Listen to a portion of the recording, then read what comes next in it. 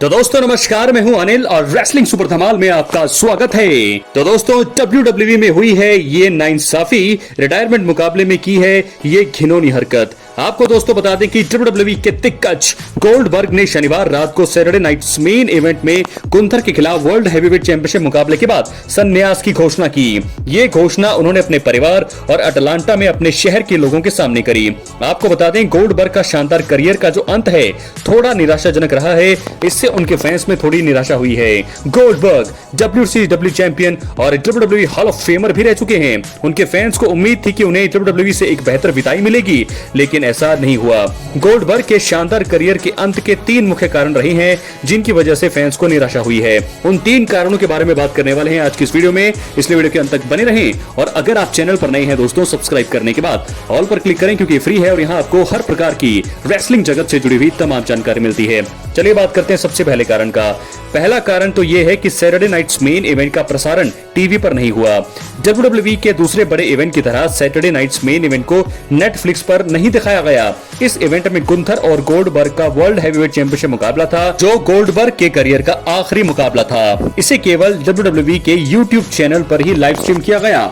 Goldberg ने WWE में 2.5 दशक से ज्यादा समय बिताया है। उनके आखिरी मुकाबले को YouTube पर दिखाए जाने की वजह नेटफ्लिक्स पर लाइव दिखाया जाना चाहिए था। ये पहला कारण। बात करेंगे दूसरे कारण की, तो दूसरा कारण दोस्तों ये रहा कि गोल्डबर्ग को अपने आखिरी मुकाबले में हार का सामना करना पड़ा।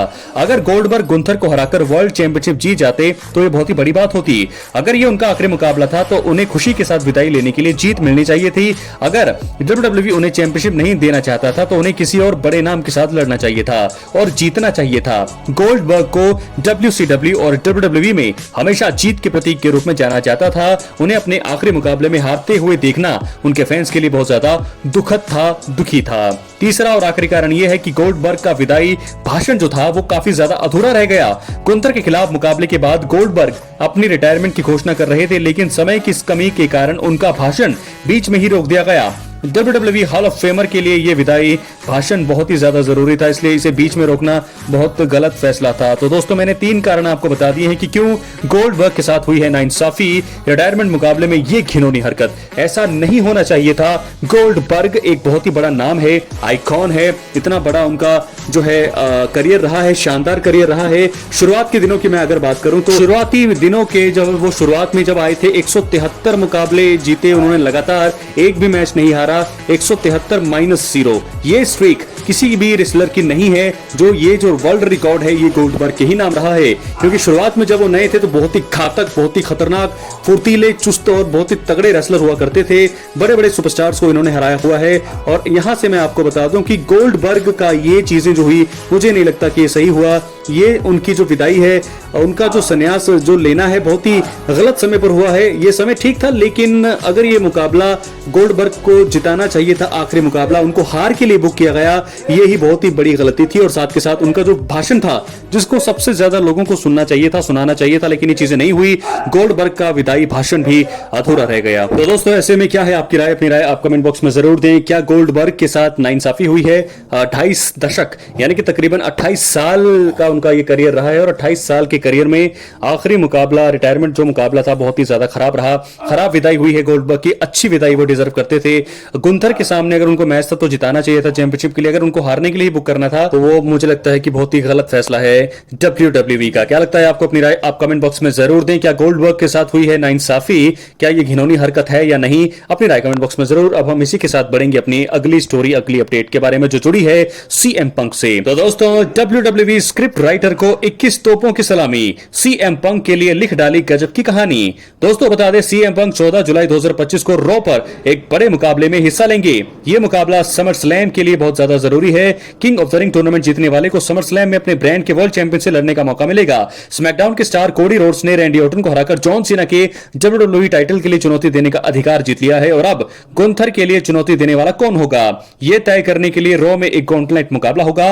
इस मुकाबले में CM पंक जे उसो, LA नाइट, पेंटा और ब्रॉन ब्रेकर शामिल होंगे।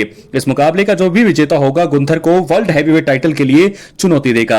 WWE ने घोषणा की है कि 14 जुलाई को बर्मिंघम अल्बामा के लेगेसी एरिना में होने वाला रो एपिसोड एक गॉन्टलेट मुकाबला होगा। जो भी इस मुकाबले का विजेता होगा वो जो है गुंथर के खिलाफ वर्ल्ड चैंपियनशिप को लड़ेगा। समरस्लैम में CM पंक पिछली बार night of champions pay per view में जॉन सीना के खिलाफ WWE टाइटल के लिए लड़े लेकिन हार गए थे। दूसरी ओर गुंथर ने सैटरडे नाइट्स मेन इवेंट में गोल्डबर्ग के खिलाफ अपने बेल्ट को सफलतापूर्वक बचा लिया है और अब WWE ने पिछले महीने ही पंक और गुंथर के बीच संभावित मुकाबले के बारे में संकेत दिया, टीज किया। अब Saturday night main events recap show के दौरान गुंथर ने इस बारे में बात भी की, इसलिए रॉ पर CM पंक के जीतने की संभावना अन्य प्रतियोगियों से ज्यादा है। गुंथर ने कहा कि वो भविष्य में CM पंक के बारे में बात करेंगे। रॉ पर CM पंक ने गुंथर को धक्का दिया था, उसके बाद जो है CM पंक ने गुंथर से कहा था कि वो उनके मामले से दूर रहें। तो दोस्तों अब मुझे ऐसा लगता है कि ये चीजें होने वाली है। गुंथर के सामने आने वाले हैं CM पंक। गुंथर के लिए अगला मुकाबला जो है CM पंक के साथ होने के चांसेस सबसे ज्यादा हैं। समरस्लैम 2025 में कौन आएगा गुंथर के सामने? CM पंक के चांसेस सबसे ज्यादा है क्योंकि इनके बीच में चीजें अभी हुई भी हैं। गुंथर को धक्का मारा CM पंक ने, तो अब जो है कल जब रो का एपिसोड होगा तो वहां पर CM पंक के जीतने के चांसेस सबसे ज्यादा हैं। तो हार होने वाली है यहां पर बाकी सुपरस्टार्स की। गुंथर बनाम CM पंक समरस्लैम में होगा वर्ल्ड हैवीवेट टाइटल के लिए ये मुकाबला। दोनों बहुत ही तगड़े सुपरस्टार हैं और गुंथर जो है इस समय एक बहुत ज्यादा अच्छा काम कर रहे हैं और मुझे लगता है कि आने वाले समय में बहुत ही बड़े सुपरस्टार बनने वाले हैं गुंथर।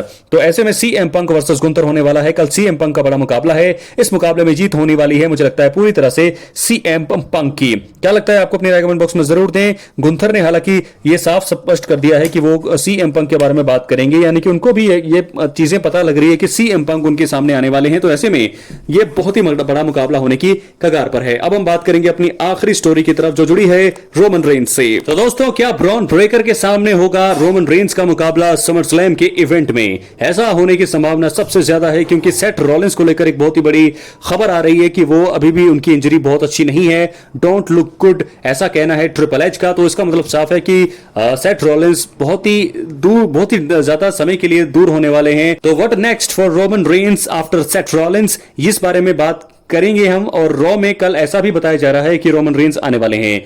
बहुत ज्यादा संभावना है क्योंकि स्टोरी को बिल्ड किया जाना सबसे ज्यादा जरूरी है क्योंकि अब बहुत ही कम समय बचा है समरस्लैम 2025 के लिए।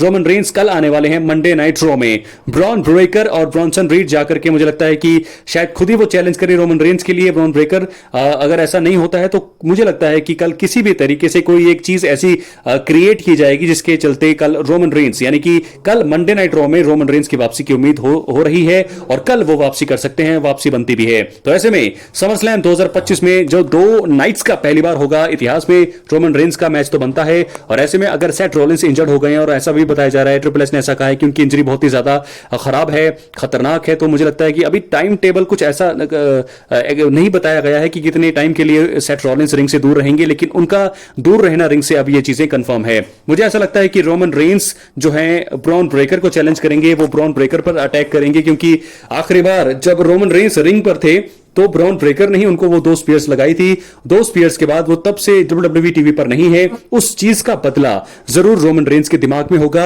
उनको ये पक्का कंफर्म है कि वो आकर के ब्रॉन ब्रेकर पर ही निशाना साधेंगे। तो मुझे ऐसा लगता है कि समरस्लैम 2025 के लिए कल मंडे नाइट रॉ में आने वाले हैं हमारे tribal chief, original tribal chief Roman Reigns coming tomorrow on Monday night raw. क्या है आपकी राय? अपनी राय कमेंट बॉक्स में जरूर दें। चैनल पर नहीं है सब्सक्राइब करने के बाद ऑल पर क्लिक करें क्योंकि फ्री है और यहां आपको हर प्रकार की रेसलिंग जगत से जुड़ी हुई तमाम जानकारी मिलती रहेगी। इसलिए वीडियो को लाइक करें, शेयर करें, सब्सक्राइब। बहुत बहुत धन्यवाद।